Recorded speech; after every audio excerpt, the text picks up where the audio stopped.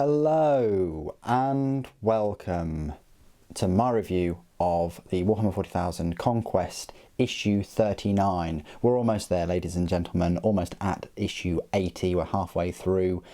This was probably unboxed, I might have said it in the unboxing actually, back in April, May time, so apologies that it's taken so long, like almost a year, but I'm slowly getting my way through all of these, and I hope everyone in the countries where this isn't available enjoys these videos for what they are. Now, this subscription will cost you $7.99 a week. You set up a direct debit, which would basically cost you £32 every month, and they send you all of the 4 issues for that month in one parcel. This particular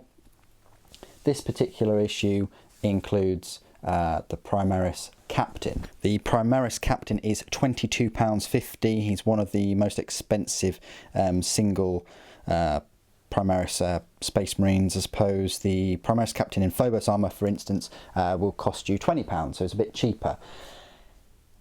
There are a few spare parts with this Captain, and I'll look at them after we've gone through the magazine itself. So issue 39, it does go on about Captain Sicarius for the Ultramarines.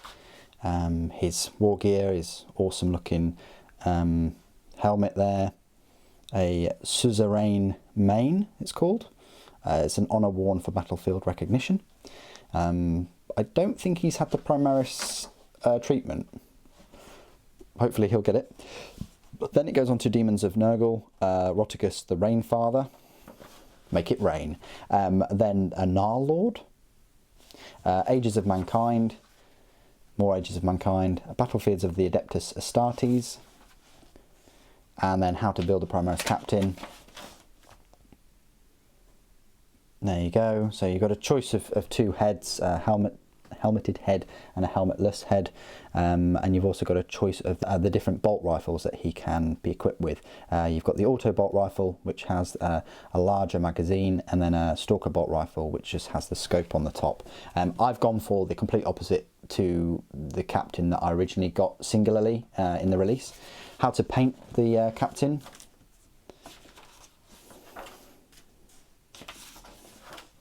Seize the beacons, so rules, mission 23, a network error, a little scenario, and then the Primaris Captain data sheet. I'll be going through the 8th edition, 2nd edition of the Codex, if that makes sense. So it's completely up to date for you all. From issue 41, the battle for Corvon 2 escalates. You've got some different scenery pieces there. Looks pretty awesome, and as it looks awesome, the next issues, unfortunately, we get with issue 40 3 paints, so that will be a first look and review all in one. And then issue 41 will be the unboxing of the Plagueburst Crawler. I'll do an unboxing of issue 42, which will be the other half, and then I'll do a review of 41 and 42 combined. So let's have a look at this Captain himself then, and then we'll go through the spare parts. So here he is. I've chose the helmetless option. I like the helmeted version, I really do, but I've already got him, so I wanted this one to be slightly different, even though the pose will be exactly the same. So I've given this Captain an auto bolt rifle there.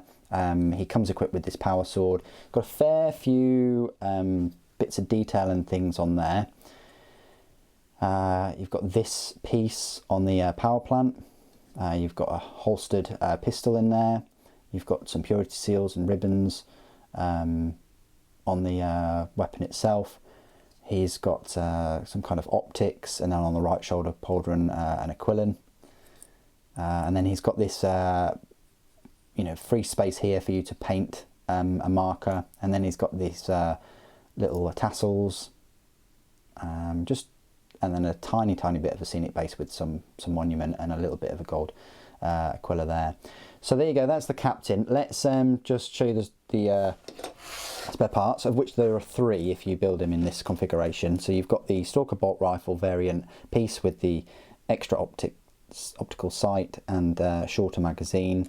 You've got this suzerain mane that would go on the helmet of the Captain, like... Oh. Silly me. I think it goes on sort of that way. as opposed to that way, a bit like Sicarius's one. But what's interesting to note out is the optics on the right eye are the same on the helmet, so that's a nice little attention to detail. So there you go, you just get the three spare parts. Obviously you'd only get 2 spare parts, the head and the extra magazine, if you equipped him with these parts instead. So there you go, they're the spare parts. Let's just go through some size comparisons then. For that I will lower you down a little bit. So let's start off with some Death Guard models. I have a Plague Marine here, who he'll no doubt be cutting swathes through. So there he is. Plague Marine is a little bit shorter than him, that's to be expected. The Plague Marines are normally shorter than the Primaris models and the Intercessors. Here's a Blight Lord Terminator though, that could give him a run for his money. He is still a little bit taller than the Blight Lord Terminator, but the Blight Lord Terminator has similarly sized, like height-wise, for arms, but the tentacles and extra bits make him look much bigger. He's on the same base, remember, the 40mm base. So yeah, put him into a pack of Blight Lord Terminators. He's probably going to get cut down, but he's going to take a few of them with him. I've actually got a couple of other Death Guard models, like the Plague Surgeon and Little Cultist. Just goes to show you how big this Primaris is compared to like a, I'd say, human-sized enemy. Yeah, almost double the height, almost. So yeah, but the Plague Surgeon, which is a tall model, is, yeah, similar height to the Captain. And then finally comparing him to some Imperial models. So we've got a Intercessor there on the right and a Legacy kind of Space Marine on the left.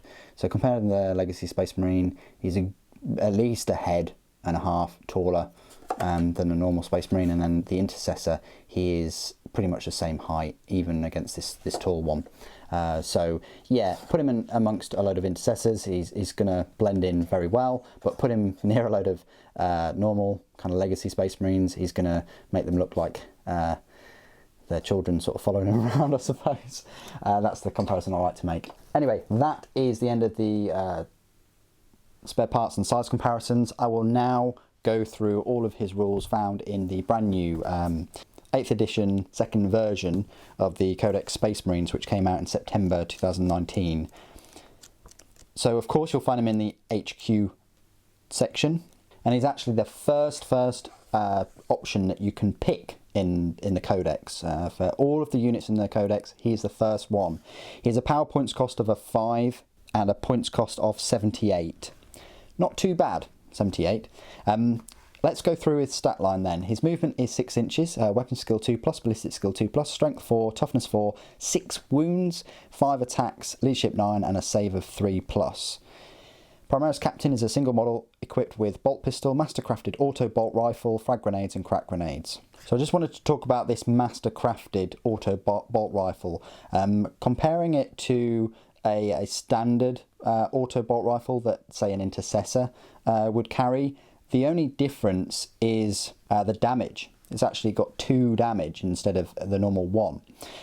It is a range 24-inch weapon, assault 3, strength 4, AP 0, and yeah, as I say, damage 2. So right there, he's got a decent weapon, that weapon. You know, 24-inch assault 3 weapon with a damage of 2. He can definitely reach targets with a decent amount of fire and a good number of damage. Yeah, the strength is a bit low.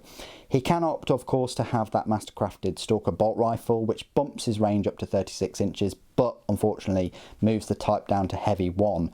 And in my opinion, I don't think it's really worth it unless you're going to have him near a load of Intercessors that also have the Stalker bolt rifles or longer range units, because he does excel in close combat.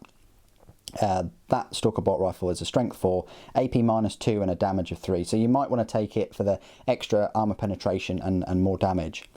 You've also got extra weapon profiles there, because the model can be equipped with a power sword or be equipped with 1 power fist and 1 plasma pistol instead of 1 bolt pistol and 1 mastercrafted auto bolt rifle.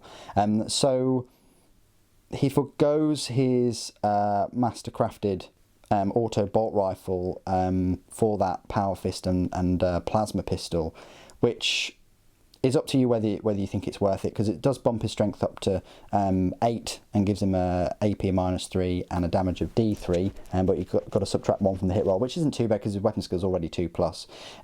His power sword is a strength of the user, which would be 4, AP -3 and a damage of 1. Frag grenades and crack grenades work as normal. This model can be equipped with 1 master crafted Stalker Bolt Rifle instead of 1 master crafted Auto Bolt Rifle. We've talked about that already. His abilities, he's got Angels of Death, he's got an Iron Halo. He's also got Rites of Battle. This is one of the reasons why it's best for him to be in close combat or close to other units that are more assault orientated. You can re-roll hit rolls of 1 for attacks made by models in this friendly chapter units whilst their unit is within 6 inches of this model. So you can re-roll the hit rolls of 1 for attacks. Pretty good. Keywords: Imperium, Adeptus Astartes, Chapter, Character, Infantry, Primaris and Captain. So there you go. That is the Primaris Captain. He's faster than the Captain in Gravis Armour.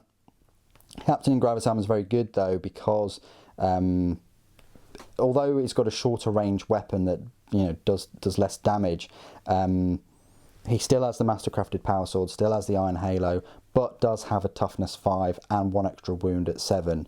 It's just a shame that model doesn't look amazing in my opinion. I much prefer the look of this Primaris Captain, a bit more sort of low key, swinging this power sword about, but you get where I'm coming from. And also the Captain in Gravis Armour is a bit pricier too.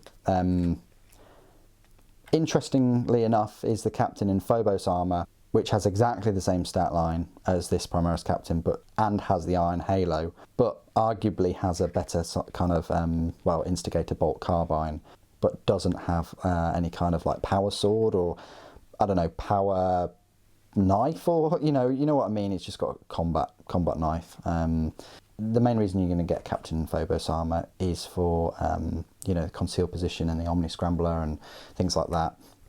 All these different captains do have their designated roles, and there's so many of them. That's why it's hard to choose the right one for your Primaris force or Space Marine force for that matter. Anyway, what do you guys think of the issue and the model? I do really like this Primaris Captain myself. I just wish it came with more weapon options in terms of like the plasma pistol and the power fist and so on. Thank you ever so much for joining me today. Thank you for watching. The Emperor Protects.